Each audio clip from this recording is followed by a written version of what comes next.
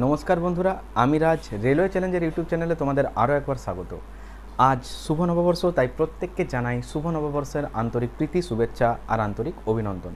প্রত্যেকে ভালোভাবে পড়াশুনো করো আর নতুন বছরটা প্রত্যেকের খুব ভালোভাবে কাটুক, এটাই কামনা করি।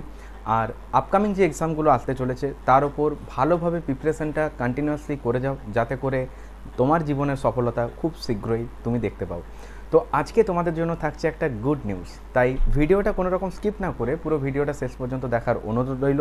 আর চ্যানেলের নতুন দর্শক হয়ে থাকলে অবশ্যই সাবস্ক্রাইব করে পাশে বেল অন করে নোটিফিকেশান অল করে রেখো, যাতে করে পরবর্তী নতুন নতুন আপডেটগুলো সবার প্রথম তোমার কাছে নোটিফিকেশানে পৌঁছে যায়।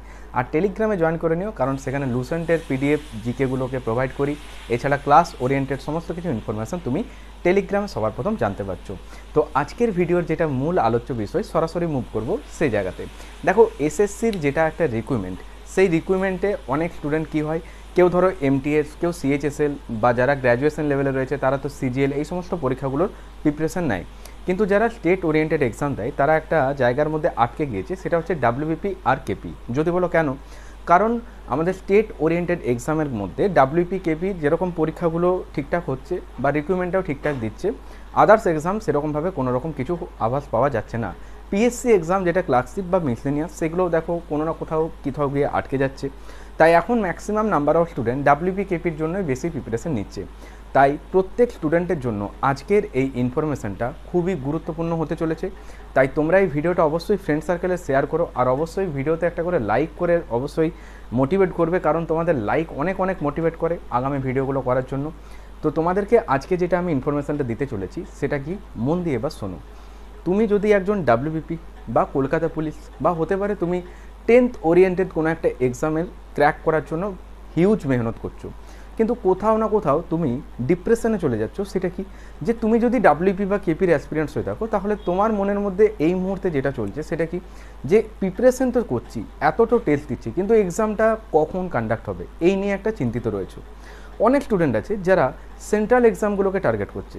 সেন্ট্রাল এক্সাম ফর এক্সাম্পল বলতে পারি আমি রেলওয়ে, যেটা রিসেন্ট হচ্ছে, ধরো এনটিপিসি আসছে, গ্রুপ ডি, এই যে পরীক্ষাগুলো, বা আবার যে প্রত্যেক বছর রেলওয়ে থেকে যেটা একটা ক্যালেন্ডার পাবলিশ করা হবে, যেখানে প্রত্যেক বছর এসএসসির মতন কী হবে, পরীক্ষাগুলো হবে, যে কারণে নাম্বার অফ যেটা ভ্যাকেন্সিস রিক্রুটমেন্ট, সেটা কিন্তু তুলনামূলক বিগত বছরগুলোর তুলনায় অনেক অনেক কম।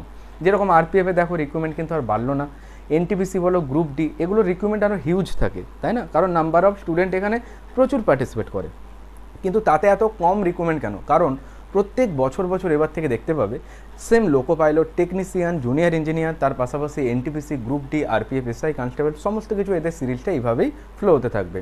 ওকে, তো প্রত্যেককে একটা কথা বলে রাখি, তুমি যদি ডাব্লিউবিপি, কেপি এছাড়া আদার্স কোনো এক্সামের জন্য প্রিপারেশন নিচ্ছ, কিন্তু কোথাও না কোথাও তুমি কিন্তু ব্যর্থতা পাচ্ছ, তো তোমার জন্য এই যে এক্সামটা আমি যেটা বলতে চাচ্ছি, এটা কিন্তু একটা খুব দারুণ এক্সাম বলতে পারো। সেটা কি, এটা হচ্ছে এসএসসির যেটা হচ্ছে সিলেকশন পোস্ট। সিলেকশন পোস্টটা কি, এটা নিয়ে না অনেকেই হয়তো জানো না যে এই পরীক্ষাটা কখন হয়, কীভাবে হয়, বা এর ক্রাইটেরিয়াগুলো কী, বা এর জন্য কি এলিজিবিলিটি হতে হবে, সমস্ত কিছু তোমাদের কাছে একটা ভিডিওতেই ক্লিয়ার করে দেবো।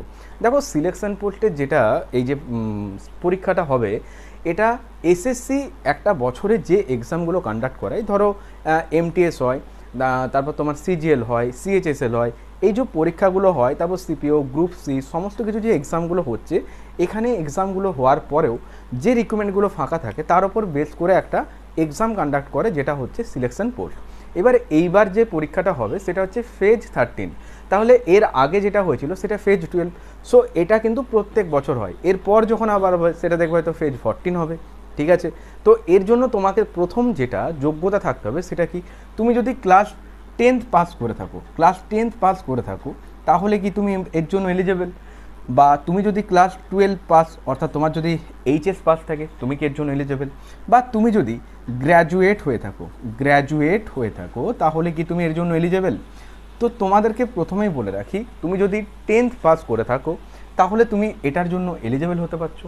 যদি তোমার হায়ার সেকেন্ডারি কমপ্লিট থাকে তুমিও এটার জন্য এলিজেবল, বা তুমি যদি গ্র্যাজুয়েট কমপ্লিট করে থাকো তুমি এটার জন্য এলিজেবল। স্যার, এটার জন্য কি কোনো পার্সেন্টেজের দরকার পড়ে, যে আমার ন্যূনতম এত পার্সেন্টেজ থাকতে হবে?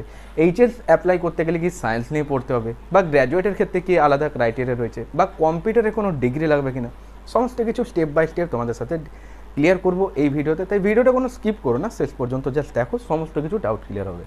এবার তুমি যদি ক্লাস 10th পাস করে থাকো, ন্যূনতম পার্সেন্টেজে তুমি যদি পাস মার্কসটা করে থাকো, সেক্ষেত্রে তুমি কিন্তু এটার জন্য এলিজেবল। ক্লিয়ার? এইচএসের ক্ষেত্রেও সেম, গ্র্যাজুয়েটের ক্ষেত্রেও সেম, এখানে কোনো সায়েন্স আর্টস এর জন্য কোনো আলাদা সিস্টেম নেই। এবার ইন্টারেস্টিং যে জায়গাটা সেটা কি, ধরো তুমি ডাব্লিউপিকেপির কনস্টেবলের এক্সপিরিয়েন্স, তাহলে তুমি ক্লাস 10th পাস করে যে প্রিপারেশনটা নিচ্ছ সেটা ডাব্লিউপিকেপির জন্য নিচ্ছ। এবার এখানে সিলেবাসটা কি বলবে, এখানে সিলেবাস জিকে আছে, ম্যাথ আছে, রিজনিং আছে আর ইংলিশ। এবার ইংলিশের ওয়েটেজটা ডাব্লিউপিকেপিতে এখন মেন্সে 10 নাম্বার এনেছে, কিন্তু তোমাকে ওই 10 নাম্বারের জন্য তো ভালোভাবে পড়তে হচ্ছে। অনেক স্টুডেন্ট থাকে ইংলিশটাকে আমি বাদ দিয়ে দেখে নেবো, এমনটা তো না, তোমাকে চাকরি পেতে গেলে সব সাবজেক্টগুলোকেই সমান গুরুত্ব দিয়ে পড়তে হবে। এবার কোথাও বেশি কোথাও কম সেটা ওদের ব্যাপার। তাহলে ইংলিশে 10 নাম্বার তুমি এটার জন্য এখানে 10 নাম্বার পাওয়ার জন্য একটা হার্ড মেহনত করছো, কিন্তু এই যে পরীক্ষাটা দিতে যাচ্ছ এখানে 4টে সাবজেক্ট থাকবে। সেটা কি, একটা থাকছে ম্যাথ, একটা থাকবে রিজনিং, একটা থাকবে জিকে, আর একটা থাকবে ইংলিশ। ক্লিয়ার হয়েছে? এই 4টে সাবজেক্টের উপর পরীক্ষা হবে। এবার অনেক স্টুডেন্ট হয় যারা মেন্স এক্সামটাকে খুব ভয় করে, এটার জন্য অনেকে অনেক পরীক্ষাতে আবার পার্টিসিপেটই করে না। ফর এক্সাম্পল, যেরকম এসএসসি সিএইচএসএল তুমি প্রিলিমসের পেপার দেখো, কিন্তু মেন্সের পেপারে তুমি যখন যাবে অনেকটা ডিফারেন্স। সিজিএলে তুমি প্রিলিমস আর মেন্সে যখন যাবে সেখানে একটা মারাত্মক ডিফারেন্স পাবে। এমটিএসে আগে যেরকম তোমার প্রথম যে রিটিনটা তারপর একটা ডেসক্রিপটিভ হতো ইংলিশ, এখন তো এমটিএসটাও চেঞ্জ হয়েছে। এই যে পরীক্ষাটা, যারা এমটিএস পরীক্ষা দিয়েছো, যদি তোমাকে বলি যে লেভেলটা ধরে নাও অ্যাপ্রক্স এমটিএসের কাছাকাছি, কিন্তু এমটিএসের থেকে হাই হবে না। কি বললাম, এই যে পরীক্ষাটা দেবে এটা এমটিএসেরই একদম ধরে নাও যে ওই লেভেলটাই বজায় রাখে, কিন্তু ওর থেকেও বলতে পারো একটু কম, কিন্তু ওর থেকে হাই হবে না। কোনটার ক্ষেত্রে, যে যারা ক্লাস 10th ওরিয়েন্টেড এক্সামটা দেবে। এবার 3টের পেপার কিন্তু আলাদা হয়। তুমি যদি 10th পাস করে অ্যাপ্লাই করছো তোমার পেপার ইজি হবে, তুমি যদি হায়ার সেকেন্ডারিতে অ্যাপ্লাই করছো সেক্ষেত্রে পেপারটা একটু হাই হবে, আর গ্র্যাজুয়েটদেরটাও একটু হাই হবে। এবার এখানে একটা ইন্টারেস্টিং ব্যাপার হচ্ছে, যে পরীক্ষাগুলো হবে এটা একটা রিটিনেই কন্ডাক্ট হবে, অর্থাৎ এর রিটিন তাহলে কটা, একটা। স্যার এক্সামটা কত নম্বরের হয়?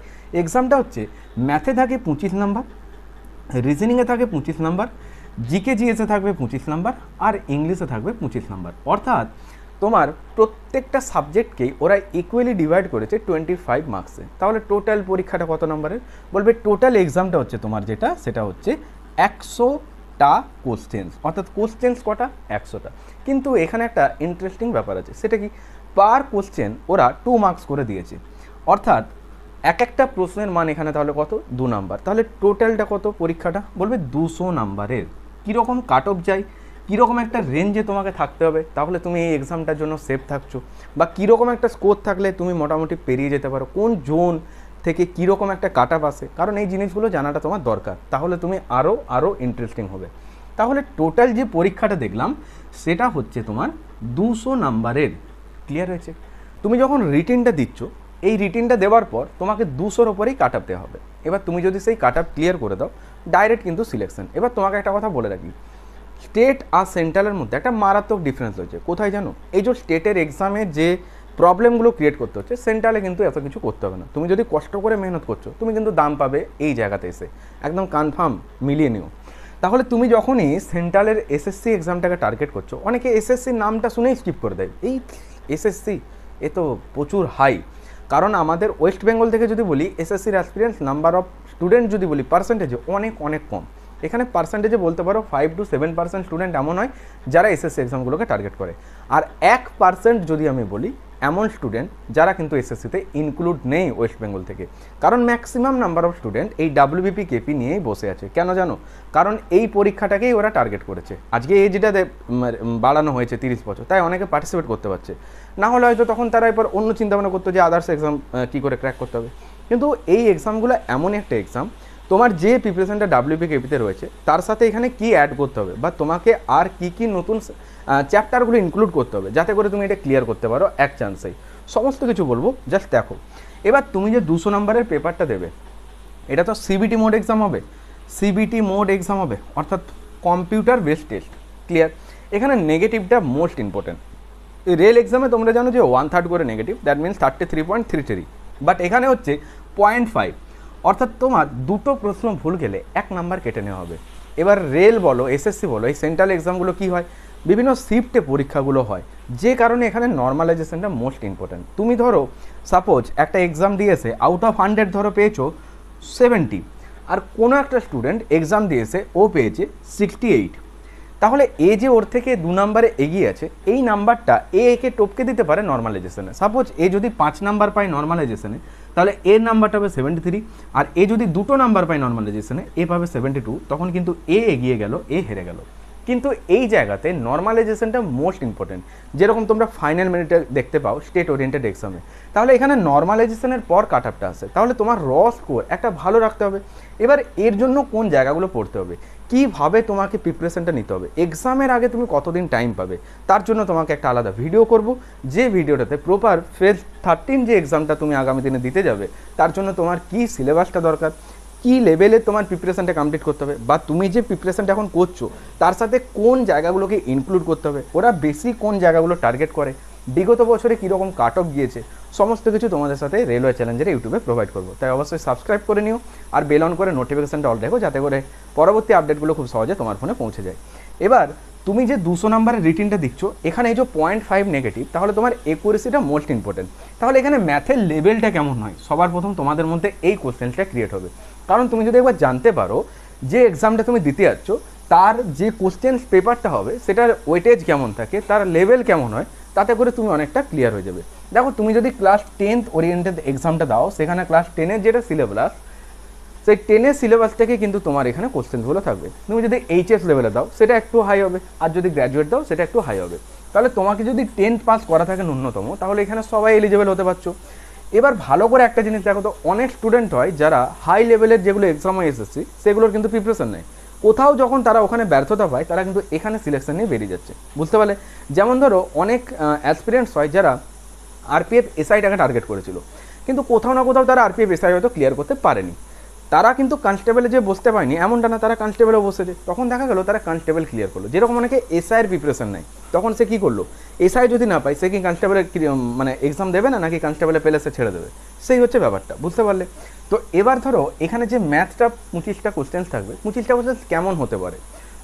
অ্যারিথমেটিকের যে সেকশনটা হয়, যেখানে অ্যারিথমেটিকের যে 15টা চ্যাপ্টার রয়েছে, তোমার তো সেটা কমপ্লিট যদি আছে একদম ভেরি গুড, আদারওয়াইজ তুমি সেই 15টা চ্যাপ্টারকে একটু ভালো করে প্র্যাকটিস করো। এবার অ্যারিথমেটিক থেকে তুমি কতগুলো কোশ্চেন্স পেতে পারো, আউট অফ 25 মিনিমাম তুমি ধরে নাও 17 থেকে 18টা প্রশ্ন তুমি অনলি অ্যারিথমেটিক থেকে পেয়ে যাবে। কীরকম কোশ্চেনের ওয়েটেজ হয়, কীরকম লেভেলের ম্যাথগুলো হয়, ঠিক যেমনটা বলতে পারো ডাব্লিউবিপি কেপির মেন্সের পেপারে ম্যাথগুলো পাও, ঠিক সেই লেভেলটাই ফলো করে এসএসসি সিলেকশন পোস্ট, যেটা ফেজ 13 এইবারে হবে, বুঝতে পারলে? তাহলে তো পেপার যে খুব হার্ড হয় এমনটা কিন্তু না, কিন্তু এখানে একুরেসিটা মোস্ট ইম্পর্টেন্ট, কারণ নর্মালাইজেশনটা যেটা বোঝালাম এটা কিন্তু এখানে খুব ভালোভাবে একটু খেয়াল করতে হবে।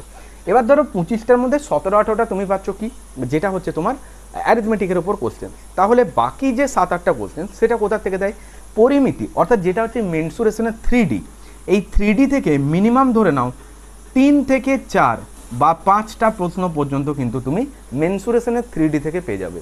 অর্থাৎ মেনসুরেশনের 3D যেগুলো শঙ্কু, চোং, আয়তঘনক, বক্রতল, এই ওরিয়েন্টেড যে কোশ্চেন্সগুলো হয়, এখান থেকে 3টে 4টে বা 5টা পর্যন্ত তুমি কিন্তু কোশ্চেন্স পেয়ে যাবে। খুব জোর যদি হয়, মোর অ্যাবাউট বলতে পারো 2টো থেকে 3টে কোশ্চেন্স, কখনো দেখা গেছে 2টো বা কখনো 3টে, কখনো একটাও দিয়েছে, সেটা কি, যেটা হচ্ছে ত্রিকোণমিতি। এবার ত্রিকোণমিতির কোন জায়গাটা করবে, ত্রিকোণমিতির মোস্ট ইম্পর্টেন্ট যেটা নর্মালি মানগুলো হয়, অর্থাৎ sine 0 degree, 30 degree, 45 degree, 60 degree আর 90 ডিগ্রি। এবার আমি তো ম্যাথ চ্যালেঞ্জার যে ক্লাস, সেখানে তো আমি বোর্ডে সেটা ক্লাসটা করিয়ে বলে দিয়েছিলাম যে এই একটা মান থেকে ওভারঅল পুরো মানটা কী করে মনে রাখবে, বা ত্রিকোণমিতির অ্যাপ্লিকেশন কীভাবে করবে, মেনসুরেশনের অ্যাপ্লিকেশন কী করে করবে। তোমার কাছে অনেক সময় কী হয়, মেনসুরেশনে তুমি অন দ্যাট মোমেন্ট পরীক্ষার হলে ফর্মুলাগুলো মনে রাখতে পারো না, যে কোন ফর্মুলাটা এখানে ক্রিয়েট হবে, 4/3 পাই আর স্কোয়ার এইচ, বা পাই আর স্কোয়ার এইচ, বা 2 পাই আর এস এইচ, বা কোথায় 2 × L + B × H এই ফর্মুলাটা ক্রিয়েট করবো, এটা অনেক সময় হয়। কিন্তু এই জায়গাতে দাঁড়িয়ে তুমি যখন কোশ্চেনটাকে হিট করতে যাবে উইথ একুরেসি, তখন অপশান তোমাকে হেল্প করবে। তো সমস্ত কিছু অ্যাপ্রোচ আমি ম্যাথ চ্যালেঞ্জারে দিই। অবশ্যই তুমি যদি ম্যাথে উইক হয়ে থাকো, তাহলে ম্যাথ ব্যাচটায় জয়েন করতে পারো, অনেক স্টুডেন্ট রয়েছে যারা ম্যাথ চ্যালেঞ্জার ক্লাসে রয়েছে। তো তুমি যদি সেখানে আসতে চাও, ওভারঅল তোমার এই ফেজ 13 যে এক্সামটা হতে চলেছে, বা আপকামিং তোমার যদি ডাব্লিউপি কেপি বা তোমার গ্রুপ ডির প্রিপারেশান চলছে, তো সেক্ষেত্রে কিন্তু তোমার এই ব্যাচটা অনেক অনেক উপকার হবে। আর অবশ্যই তুমি ব্যাচে আসার জন্য স্ক্রিনে দেওয়া হেল্পলাইন নাম্বারে যোগাযোগ করে নিও, যেখানে সম্পূর্ণ ডিটেলস তুমি জানতে পারবে। এটা কল এবং হোয়াটসঅ্যাপ নাম্বার, ওকে। খুব সুন্দরভাবে পরীক্ষার হলের অ্যাপ্রোচ দিয়ে এক্সাম ওরিয়েন্টেড কোশ্চেনগুলোর সাথে আমরা ডিটেলস অ্যানালাইসিস করি ম্যাথ চ্যালেঞ্জার অনলাইন ক্লাসে। ওকে, এবার দেখো এই যে 25টা তুমি ম্যাথের কোশ্চেন পাচ্ছ, রিজনিংয়ের কোশ্চেনের লেভেল কেমন হয়? রিজনিংয়ের কোশ্চেন লেভেল বলতে পারো ওভারঅল তোমার কাছে নন ভার্বেলের যে সেক্টরটা হয়, অর্থাৎ নন ভার্বেলের মধ্যে কোনগুলো হয়, যেগুলো ভিজুয়ালাইজ কোশ্চেন্স হয়, অর্থাৎ তোমাকে পেপার ফোল্ডিং ভালোভাবে জানতে হবে, পেপার কাটিং ফোল্ডিং, একটা ডাইস ওপেন যদি হয় সেই ক্ষেত্রে কীরকম হতে পারে, ক্লোজড ওপেন দুটোই জানতে হবে। আর বিশেষ করে স্টেটমেন্ট অ্যাজাম্পশন, স্টেটমেন্ট কনক্লুশন, এই জায়গাগুলো রেলওয়ে থেকে রিজনিংয়ের মধ্যে সবথেকে বেশি টার্গেট করা হয়। Some A are B, some B are not C, some C are D, এইভাবে যে কোশ্চেন্সগুলো থাকে সেখানে পসিবিলিটি চান্সটা ওরা বেশি দেয়। অনেক সময় তোমরা রিজনিং করো, এই কোশ্চেন্সগুলো কীরকম, যেটা লিঙ্ক পাও সেটা হবে, যেটা লিঙ্ক পাও না সেটা কেটে দাও, তাই তো? তখন বললে যে হয়তো only one conclusion is follow. But এখানে যেটা ওরা ম্যাক্সিমাম কোশ্চেন্সগুলো দেয় সেখানে কোন জায়গাটা টার্গেট করে জানো? Possibility chance. এবার পসিবিলিটির জন্য তোমাকে তার সিস্টেমগুলো জানতে হবে, যেখানে দুটো ডাটা সেম হতে হবে, তাদের মধ্যে একটা নেগেটিভিটি চান্স থাকতে হবে, সেই ক্ষেত্রে সেটা পসিবিলিটি বা হতে পারে, এই রকম একটা কন্ডিশনগুলো ওরা কিন্তু এখানে ইনক্লুড করে। তো এটা অনেক স্টুডেন্ট কিন্তু ভুল করে, যে কারণে তোমার এগুলো জানাটা খুব জরুরি। Seating arrangement most important. Maximum যেটা দেয় যে একটা রাউন্ড শেপ যেটা হবে, ধরো একটা টেবিলে 8 জন বন্ধু বসেছে, এ ওর ডান দিকে এ ওর বাঁ দিকে। এবার তোমরা যে কোশ্চেন্সগুলো করো WPKPতে বা এমনি স্টেট ওরিয়েন্টেড এক্সামে, সেখানে দেখবে কোশ্চেন্সগুলো কীরকম দেয়, পুরো ডাটাটাই তোমার কাছে দেওয়া আছে, জাস্ট তুমি এবার বসিয়ে দাও ওদেরকে, ওরাই বলে দিয়েছে যে এইভাবে বসাও। কিন্তু এখানে তোমাকে বলবে যে বি সি এর পাশে হয়তো বসেনি, সি এর পাশে ডি বসেনি, ডি এর উল্টো দিকে কে বসেছে, কে এর ডান দিকে 2 নম্বরে যে বসেছে, অর্থাৎ তোমাকে ব্যাক ক্যালকুলেশন করে আসতে হবে, বুঝতে পারলে? এই টাইপটা কিন্তু রিজনিংয়ে পাবে। কিন্তু রিজনিং পেপার যে খুব হার্ড হয় এমনটা না, রিজনিং কিন্তু খুবই ইজি হয়। আউট অফ 25 তুমি কিন্তু 25 স্কোর ক্যারি করে দিতে পারবে, বাট তোমার প্রত্যেকটা জায়গা খুব সুন্দরভাবে ক্লিয়ার থাকা চাই, তার সাথে হাতের স্পিডটা মোস্ট ইম্পর্ট্যান্ট। কারণ সিবিটি মোডে এক্সাম দিতে যাচ্ছ, তোমার স্পিড ক্যালকুলেশন অনেকটা ইম্প্রুভ করতে হবে। ক্লিয়ার করতে পারলাম? এবার রিজনিংয়ের জন্য তুমি আর কোন জায়গাটা করবে, দেখো নেক্সট যে ভিডিওটা দেবো সেখানে প্রিভিয়াস ইয়ার কাট আপ বা এই যে পরীক্ষাটা দিতে যাবে এখানে কীরকম কম্পিটিশন হয় বা পরীক্ষাটা সম্পর্কে আরও ডিটেলস তোমাদের সাথে অ্যানালাইসিস করব, বা এই যে কোশ্চেন্সগুলো বিগত বছরের কোশ্চেন্স কীরকম হয়েছে তার উপর বেস করে প্রপার তোমাদের আমি ক্লাসগুলো প্রোভাইড করব। আর জিকে জিএসের যে ক্লাসগুলো প্রোভাইড করছি অবশ্যই প্লেলিস্টে ভিজিট করো, সেখানে দেখবে সমস্ত ক্লাসগুলো দেওয়া আছে, সেই ক্লাসগুলো কন্টিনিউয়াসলি করো, তোমাদের পরীক্ষাতে অনেক অনেক হেল্পফুল হবে। ওকে, আর ব্যাচে আসতে চাইলে যে হেল্পলাইন নাম্বারটা বললাম সেখানে আসতে পারো। তোমাদের এই ফেজ 13 তার সাথে গ্রুপ ডি এবং তুমি যদি WPKP স্টেটের এক্সপিরিয়েন্স হয়ে থাকো তোমার জন্য অনেক অনেক হেল্পফুল হবে এই অনলাইন ক্লাসগুলো। ওকে, রিজনিংয়ে তোমাকে আরেকটা জায়গা মোস্ট ইম্পর্ট্যান্ট, সেটা কি বলে রাখি, মিনিমাম 7-6টা কোশ্চেন্স তুমি কিন্তু চাইনিজ কোডিং থেকে পেয়ে যেতে পারো। কোডিং ডিকোডিং থেকে ওরা ওভারঅল 7 থেকে 8টা কোশ্চেন্স রাখবেই রাখবে। এবার কোডিং ডিকোডিংয়ের কোন জায়গাগুলোকে ওরা টার্গেট করে, ওরা অনেক সময় না তোমাকে ডাইরেক্ট বলতে পারে যে এই লেখাটাকে যদি এটা বলা হয় তাহলে এই লেখাটাকে কি বলবে। এবার তুমি সিম্পলি কোডিং ডিকোডিং যখন করো দেখবে প্লাস মাইনাসের ডিফারেন্স খোঁজো, কিন্তু এখানে তো রিভার্স ভ্যালু -1, রিভার্স ভ্যালু +1 এইরকম একটা মান থাকতে পারে, যে মানটা তার সাথে 2 গুণ করে +1 এইভাবে সিকোয়েন্সটা এসেছে। তো তোমাকে একটু না ক্যালকুলেশনটা ভালো রাখতে হবে। এবার পরীক্ষার হলে তুমি যখন কোশ্চেন্সগুলো পাবে তবেই তোমার কাছে ইজি লাগবে। ক্লিয়ার হয়েছে? কিন্তু বারবার বলছি ঠিকঠাক প্র্যাকটিস থাকলে আউট অফ 25 স্কোর তুমি ক্যারি করতে পারছো।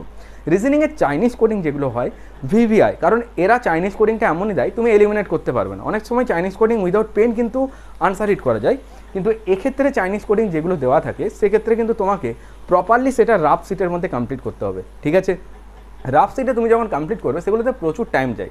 এবার চাইনিজ কোডিংয়ের যে লেখাগুলো ওরা দেয়, যে হয়তো 2, 3, 5 he is good boy, he is good, 5, 6, 4 she is bad, এই জিনিসগুলো দেয় না কিন্তু, বুঝতে পারলে? ম্যাক্সিমামটা এরকমটা দেয় না। ওরা যে ভাষাটা ইউজ করে পুরো চাইনিজ ল্যাঙ্গুয়েজ, তো চাইনিজ কোডিংয়ের মতনই পাবে। ঠিক আছে, তো তোমাকে ওটা যখন খাতায় তুমি সলভ করে যাবে তখন কিন্তু অনেকটা টাইম চলে যায়, যে কারণে তোমাকে কী করতে হবে, এগুলোর জন্য প্রচুর স্পিড করতে হবে, যে কীভাবে আমি ডাইরেক্ট উত্তরের কাছে পৌঁছতে পারি, কীভাবে আমি শর্টে এটাকে লিখতে পারি। কারণ এখান থেকে 6-7টা কোশ্চেন তুমি পাবেই।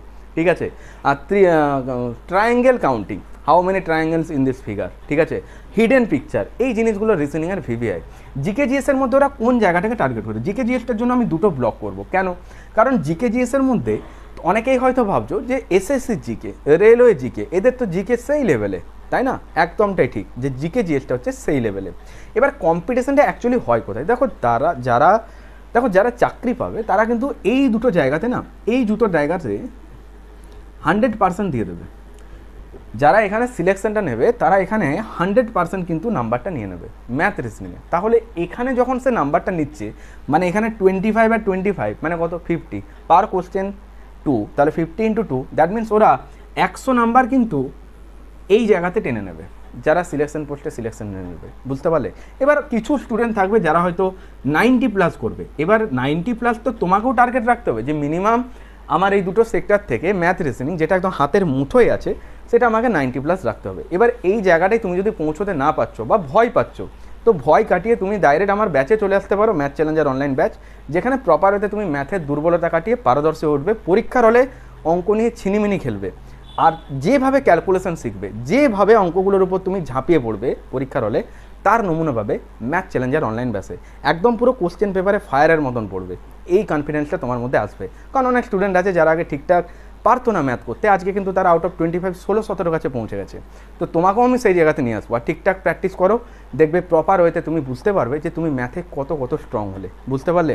আউট অফ 25 তুমিও 22 23 একুরেসি দিয়ে স্কোর ক্যারি করতেই পারবে, এই কনফিডেন্স তোমার মধ্যে আসবে। তো অবশ্যই ম্যাথ চ্যালেঞ্জারে জয়েন করে নিও, এই স্ক্রিনে দেওয়ার হেল্পলাইন নাম্বারে যোগাযোগ করে একদম সরাসরি ব্যাচে জয়েন করে নিও, সমস্ত কিছু আপডেট এই নাম্বারে পেয়ে যাবে। ওকে, এবার জিকে জিএসের দুটো যে সেক্টর বললাম সেই দুটো সেক্টরের মধ্যে কী কী আছে।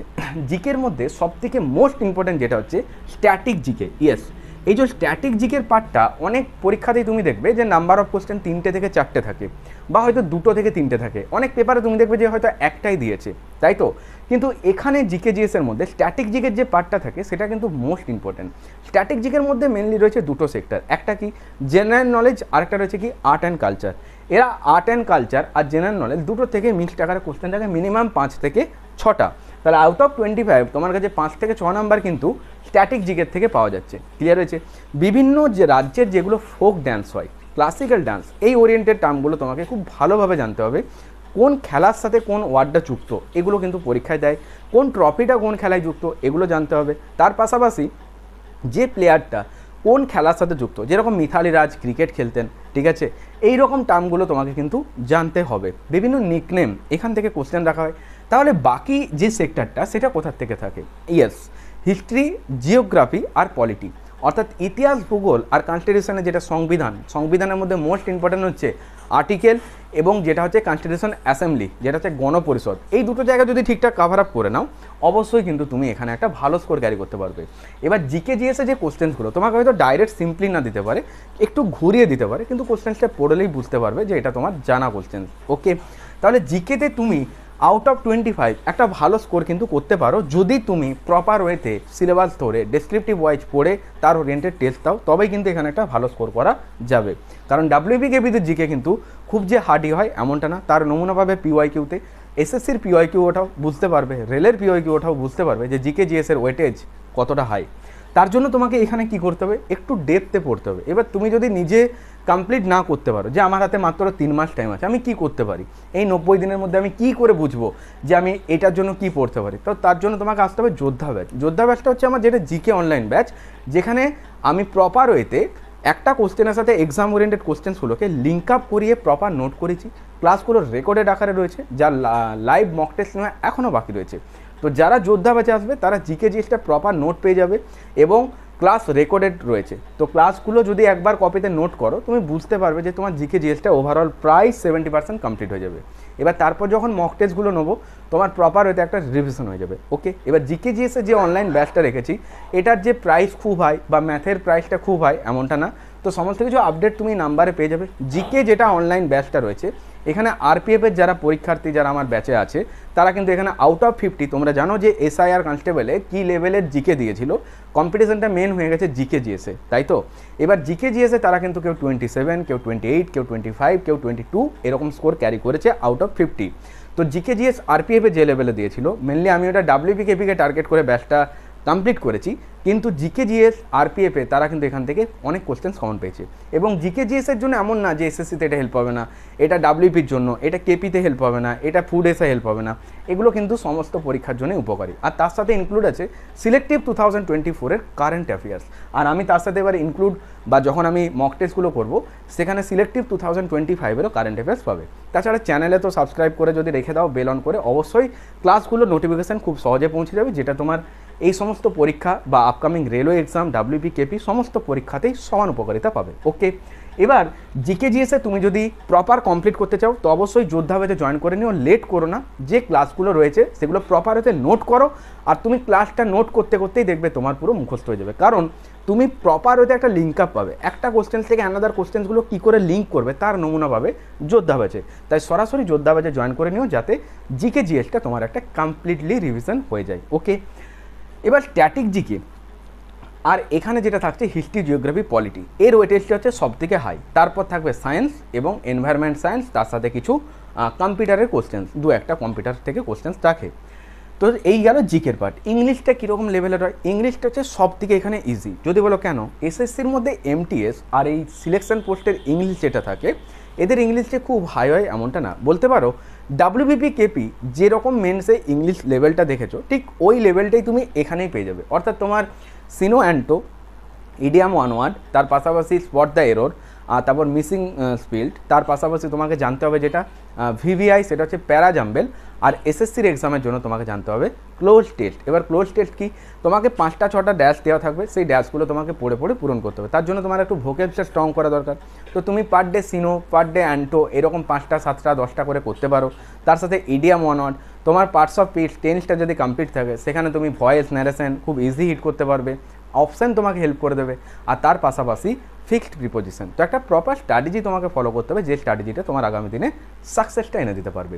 এবার এই চাকরিগুলো কেন অ্যাকচুয়াল স্টুডেন্টরা টার্গেট করে? কারণ এই চাকরিটার জন্য তোমাকে কোনোরকমভাবে কোনো চিন্তা করতে হবে না যে কবে এক্সাম ডেট দেবে, কারণ তোমার পরীক্ষা রিসেন্ট 3 মাসের মধ্যে কন্ডাক্ট হয়ে যাবে। কারণ এটার যেটা ফর্ম ফিল আপ সেটা শুরু হচ্ছে আগামীকাল, অর্থাৎ 16ই এপ্রিল থেকে এই এক্সামটার ফর্ম ফিল আপ স্টার্ট হয়ে যাচ্ছে। তো প্রত্যেকে ফর্ম ফিল আপটা ভালোভাবে করবে এবং দেখে নিও যে যেন কোথাও ভুল না হলো। কারণ এডিট উইন্ডো হয়তো ওপেন হবে সেটা ঠিক, কিন্তু ফর্ম ফিল আপটা যখন করবে ভালো করে চেক করে দেন তবেই সাবমিট করো, ঠিক আছে? ফর্ম ফিল আপের সমস্ত ক্রাইটেরিয়া নিয়ে একটা তোমাদের ভিডিও প্রোভাইড করব, যাতে করে কোথায় তোমরা পোস্টটা দিতে পারো, কোন পোস্টগুলো দিতে পারো। এবার এখানে যে পরীক্ষাটা হবে, কিছু কিছু পরীক্ষার ক্ষেত্রে কিন্তু কম্পিউটারে টাইপিং টেস্ট রয়েছে। এবার তুমি যদি কম্পিউটারে পারদর্শী হয়ে থাকো সেক্ষেত্রে তুমি কিন্তু কম্পিউটারে যেগুলো তোমার টাইপিং টেস্ট হবে সেটাতে তুমি অ্যাপ্লাই করতে পারো।